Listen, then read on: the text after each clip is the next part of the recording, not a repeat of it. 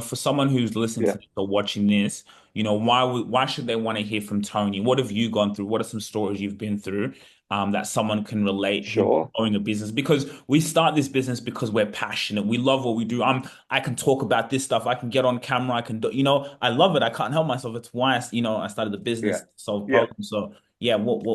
yeah, I'd love to hear from you. So I started my first business in 1999. I opened a sushi bar in Newtown in Sydney with an Israeli backpacker friend of mine, and did really well. And we ended up doing airline catering for.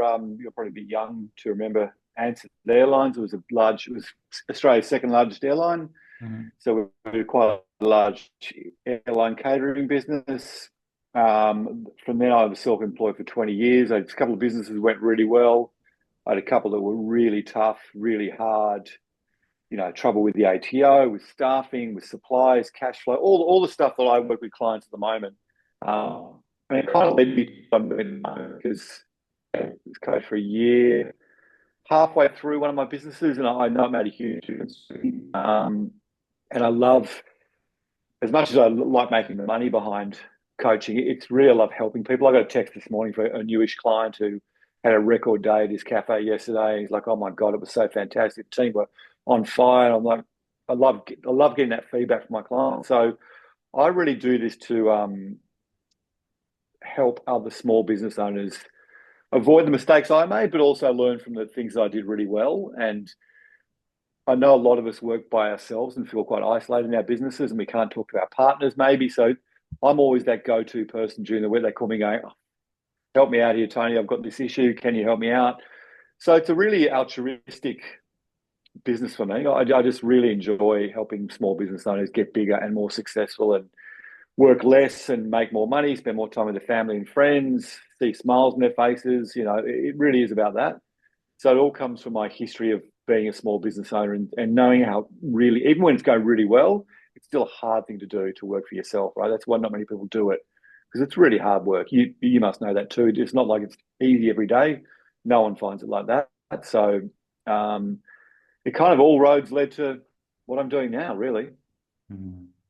I love it. I think even me, like, I can't wait to get even to the questions, and because I understand what it's like to grow a business. It's hard. It's so Yeah, hard. It's one of the hardest things that you can do, and a lot of people don't understand it. A lot of people don't understand your lifestyle, losing friends, losing family. Like for them, it's like they just can't see it because they don't have that vision, they don't have that passion, and I think in that mindset. So I think it's going to be great because it'd be something for me to also gain advice from. And I think that's where that authenticity, naturally happens, kind of building off yeah, of that. And absolutely.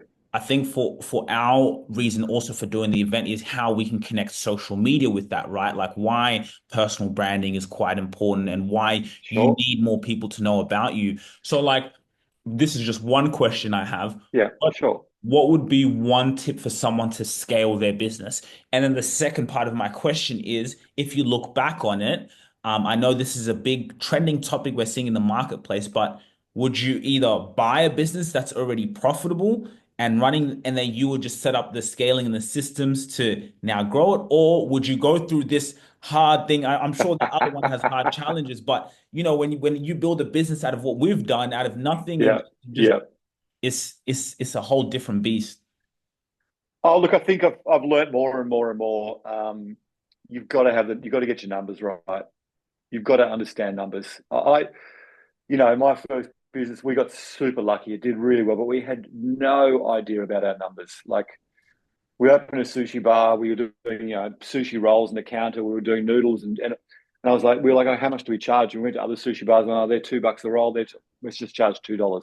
We didn't know what our food costs were, what our rent component was, we had no idea. We just got lucky that we were busy, we did good food, but more and more with my clients, I've got a new plumber client, he's 6 months in, but fantastic numbers, like great profit, great, like amazing profit, right? Um, but doesn't understand his numbers at all. Does not understand what it means. So I'm really learning. If you're going to even if you're going to buy a business, Mhm. which is great if you can afford to buy a business, but never buy a business when it's at its peak. It's got to have room to grow. You've got to buy it when it's on its way up, not when it's at its at zenith and it's as good as it's going to get. But you've got to get the numbers right. Um, And then it's about the time, what you dedicate your time to, and who does what for you. So you focus on sales, training, organizing, the stuff that CEOs do. It's not on the tools, work all day, come home, start your marketing, start your accounts, start your payroll. You can't work like that. So money, numbers, time are the two start points are for sure. So when you're going a little bit back to that Yeah, timing thing, you said of someone, a CEO or you're the business owner, not to be all in doing the, you're more the strategy. Is that what you were saying? Kind of yeah, being that yeah. coach, orchestrating. Yeah, so we what the first session, second session we always work on with new clients is a time management session. So we break time up into four quadrants. You heard of Stephen Covey, he's the seven habits of highly successful people. So he does a quadrant. So, you know, the top right quadrant is always we call the zone, sorry, which is planning, looking for new work, working on your genius, training your team. That's where you want to spend, ideally 100% of your time, but at least sort of 75, 80% of your time. Admin, invoices, calls from suppliers, calls from clients. You need somebody else to be doing that for you because we don't want to work 80 hours a week. None of us do, right? It's not sustainable. So it's about working, cliche, I know, but it's so true, on the business, not in the business. And you don't have Jeff Bezos in the Amazon warehouse packing boxes and then going to go to the meetings afterwards. It's really about, sure, spending a little bit of money you don't want to spend because, oh, how much it's going to cost me, but my time are so much more valuable and needs to be spent on high paid activities, we call them HPAs. So ideally it's, yeah, sales, and it's training your team for me, and organizing your business rather than working in the business the whole time. Mhm. See, and that's exactly why I am excited to do this. Like, yes, powerful information. And I just really think, to be able to let people hear this. I think this will be incredibly powerful. And it's why Awesome. I like the correlation. Again, not only can we learn other things on how we can be much better, but the correlation to what we do is the personal branding, where it's like, like this, for example, this is something that's documented. This goes up on YouTube. People can watch it. They're Yeah. seeing that, you know what I mean? As a CEO, Yeah. this Yeah. be our role is the branding, the marketing, letting people know who we are, the awareness. That's a highly paid opportunity, and so that also correlates into something that I talk a lot about and see other CEOs struggle with is they don't build their personal brand, they don't build that Oh, totally. presence. You know what I Yeah. mean? But Yeah. when you can just have things organized, and then now you're just the key person of influence that we call it of the business. You're the key Mm. KPI. You're out there doing the speaking. You're doing podcasting. You're coaching. There's a camera there. Just things like, so I think it's a great mesh into what we do that could be Cool. quite powerful. Okay. Awesome. Can I ask you, what's your background? In what sense? Business, life, back culture, everything. Great question. So I'm first from a first generation African immigrant family, mum and Okay. dad. So we came from Kenya when I was about 3 years old to 25 years ago. From mum's from Kenya, dad's from Rwanda. So majority of my life, I've been a football player, what Australians call it soccer. I've had that in my I family. call it So, football, mate. I'm Italian, so I call it football. okay, there we go. What's your favorite team? I have to admit, I do follow Liverpool. Okay, like me. Yeah. Yeah. Yeah, so I used to follow Liverpool when Harry Kewell came over. And so, like that was just me, football, going to train. Like I came into this business by accident. I've literally been Yeah. an athlete my whole life. And then it got to a point I was living in America. Obviously, I was playing professional in different countries. And then I just started documenting my journey. Like, what about if I could like document what I'm doing. And then I started to think like, imagine if my grandkids are watching what I did when I was 25. Instead of me talking about, oh, this is what your Yeah. dad did. Well, no, I could go and show them and say, this is what your dad did. And so through doing that, it became a journey of like capturing attention and building that brand. And then dad came and said, hey, son, like, why don't we start a podcast and we can talk about things as a father and son? And this is the Awesome. first time in my life I saw dad as dad.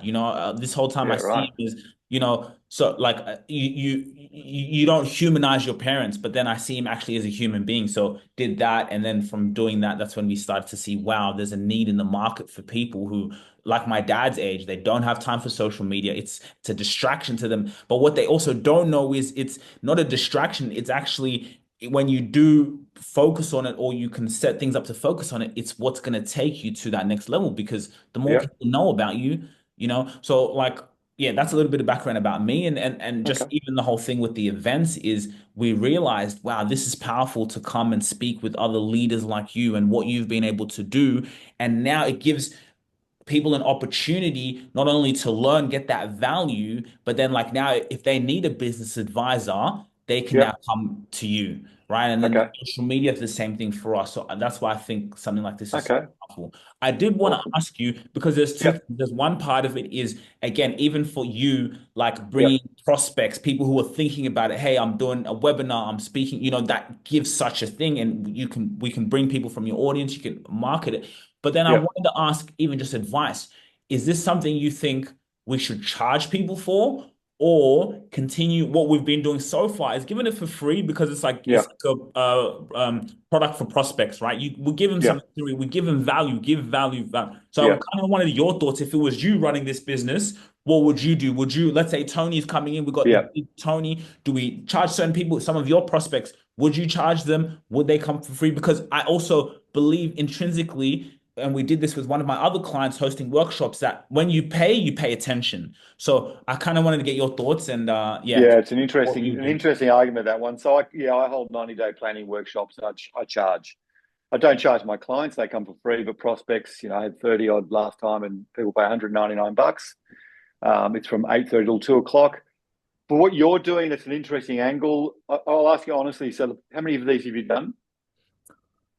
So actually, we've done one before. It was like a webinar type of thing, Yeah, kind of trial. The last one was the first big one we did. Another one yeah. I did as a co-host. So someone else, one of my other clients was hosting it, and I actually got a client through that just naturally, because Okay, authentic.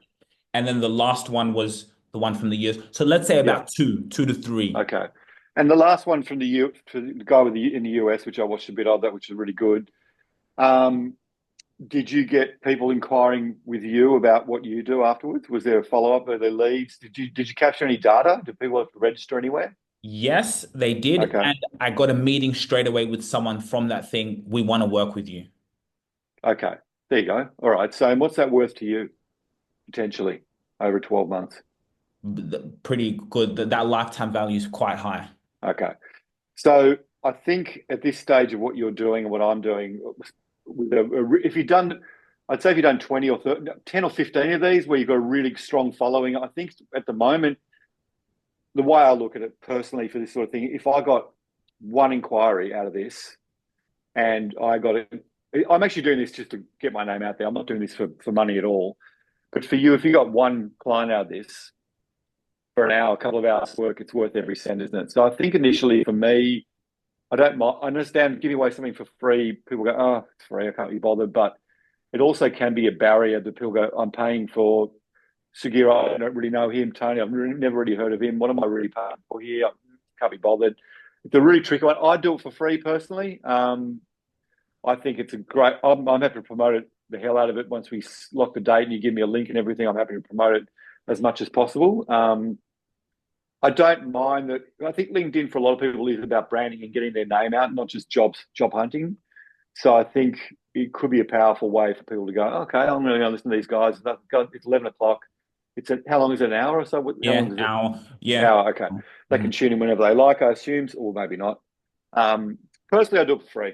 At this stage where you are, I think once you make a monthly or fortnightly event, you can start charging for it once you get a bit more in the market, I think. What do you think? I think that's why they pay you the big bucks. I think that's brilliant. And we recorded this. This is why I love recording things, because that's kind of you coaching me, right? We're giving this for free. Imagine now if I was to pay you to coach me, right? And that's what people will see during this. And Yeah, why I love it is because, yes, we give it to them for free. And one thing that works, which is marketing. It's not about what can I take. What people have this attitude, what can I take? But if we just keep giving and give and have experts like you, da da da, Yeah. that's why we convert. That's why those people Bingo. are. It's like, wow, they gave, and I'm just passionate, and it's just natural. So Yeah. I like your advice. We do it. And that's why I'm thinking we give a little bit time in advance. We put da da da. Oh, definitely. We do really well on LinkedIn by like also Yeah. like messaging, say, hey, we have Tony coming to speak, and build Yep. up that organic. And like you say, the goal is you bring 5, 10 people in the room. We give them so much value. As I said, they're going to be in there and they'll be like, these guys are giving this for free. Imagine what Yep. I get from pay for it. So, Yeah, exactly. And I think with selling, I've really learned over the past couple of years, it's not about selling, it's about how we're going to help people.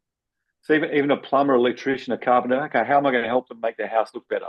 Make the house, it's not about sell. So we're helping people. You're helping people be more aware of their personal branding. I'm helping with some small business advice. And they walk away and they go, that was great. I want to know more. Sugira, tell me all about you. Tony, can we get in touch? We need help with our business. But we're not selling stuff to them. And I think if we put a price on it, we're selling, and that might deter people. I don't have a big enough, I've got a decent following LinkedIn. You do, you got much bigger than I do. But I think at the point, it's about how we can help people, what we can give them, and they might come back and, well, in your case, they'll definitely come back and go, look, we need to know more. mm. Because you got how many you got quite a you've been LinkedIn's your most it's you direct everything on LinkedIn at the moment. There's no Facebook or Insta. No, no, no, everything. I'm like Yeah, everywhere else. Yeah, you're all in. Yeah, okay. all in Oh, and you're everywhere. everywhere. Okay, yeah, Yeah, cool. yeah. Okay, But like LinkedIn was just a huge opportunity. yeah, Like it's just a gold mine, and yeah, yeah, B2B okay, platform. yeah, totally. And how Mm. long has your business been going? So we're 3 years now, 3 years, Awesome. and Same. it's just yeah, just to keep going higher. And I think we just saw in Australia, Australia's quite slow. Australia's very, very slow, let's be honest. And Yeah, so think about it, where it's like we're sharks here because now people are slow. Oh, this is just, there's opportunity here. If you build your brand, it's just going to take your business to the next level. And of because course. I'm naturally a creator, it's just what comes natural to me. So Yeah, now it's about a lot of the things that you're going to be teaching in this event, a yeah, lot of those, systems and mindsets and having that coaching. I'm literally right now, making sure at least within the week I have 3 advisors, finance, business, like mm, three, literally, like you said, get into that position of getting people like yourself, having that yeah, coaching, then, now you're training the team and the thing, and, it's powerful. So for people who need to see that and hear it, and they need voices like you to see yeah, where they can improve. yeah. Agree.